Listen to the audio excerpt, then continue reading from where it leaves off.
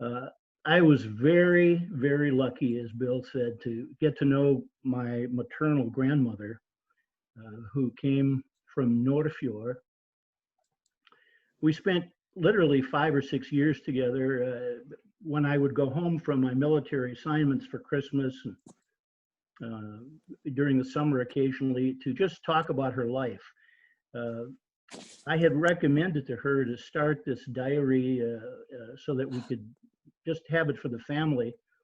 And as I say in the preface to the book, she couldn't do it more than about 10 pages because she just couldn't write in English very well. And so we did most of this oral history through me taking recordings and notes.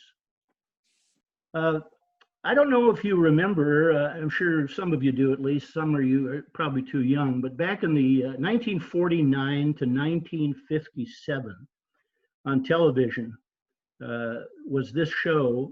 You're only going to see a brief moment of it, but I'll tell you why I'm showing this to you here in just a minute. So here it is. I hope you can hear it.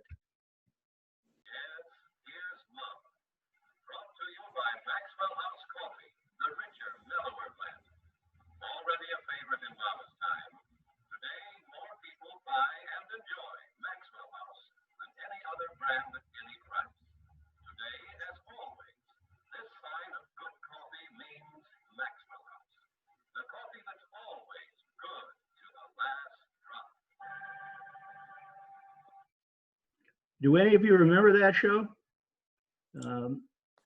I absolutely loved that show. It was a family that lived in San Francisco, and they had all immigrated from Norway. And my grandmother was an ardent fan of that show. And it was put out, as I said, in 1949. And it followed the year after the movie that came out starring Irene Dunne called I Remember Mama. That was the name of the movie. So, it doesn't have a lot to do with my book, but it's kind of what got me going. Let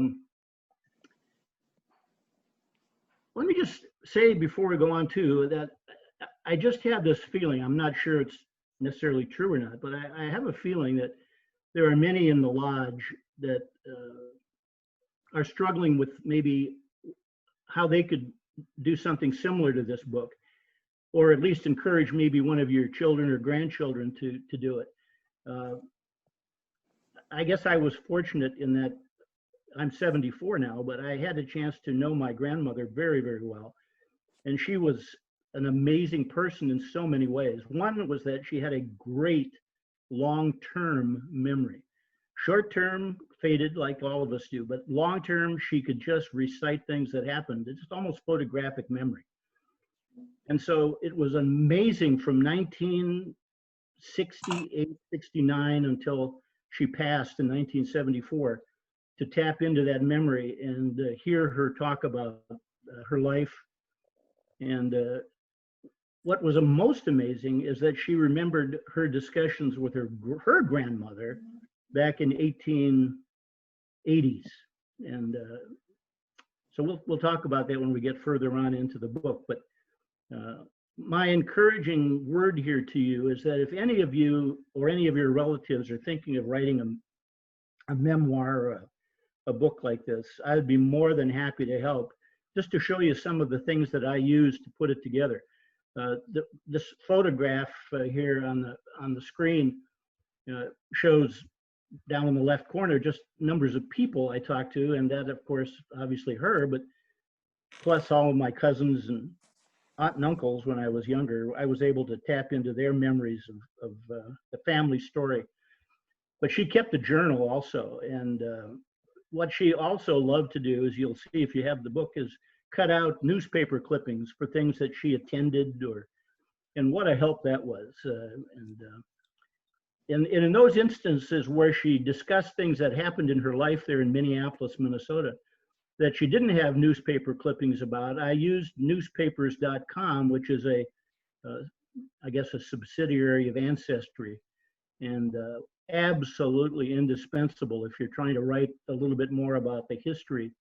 And so I do recommend that. And if you'd like to use that and don't want to have your own account, if you won't tell anybody, I'm not sure it makes any difference, but I'd be happy access my account if you have any questions or would like to see something at a certain date and time, and I can help pull it out. It's easy to do. I was also lucky in the fact that we live in Washington, and so the use of the National Archives came in handy a lot. I would drive over there and access that for some information that I needed, easy to do. And so all kinds of things that that I used, and was very happy to have that. And so there's the cover and the back cover of my book. That picture that you see of her was was a part of a picture with her and her husband Rasmus for their passport when they returned to Norway finally, their only time back in 1948. So 45 years had elapsed since she had arrived in the States, and we'll talk about that too. But she probably spent 30 years in planning for the trip at least. And so when she finally went, she said it was a little anticlimactic in some ways because she had already planned it so well. But she wanted to see all of the people that she'd left behind, and there were a lot of them still there, and it was a great trip for them. On the back cover, it shows the month of April 1903, and her story was just amazing in that when she started off this trip, I thought she would tell me that she was met at the boat dock with all kinds of friends and relatives, but she said that wasn't the case. For many people who departed as an immigrant from Norway, there was a kind of a distaste in the mouth of a lot of people that you are leaving behind a country that you shouldn't be. And that wasn't certainly true in general, but there was a lot of that too that went on. But her unique story prevented also from having much family there because her father was a absolute medically depressed person. Her mother had died, her grandmother had died, and all of her close relatives that she loved had passed.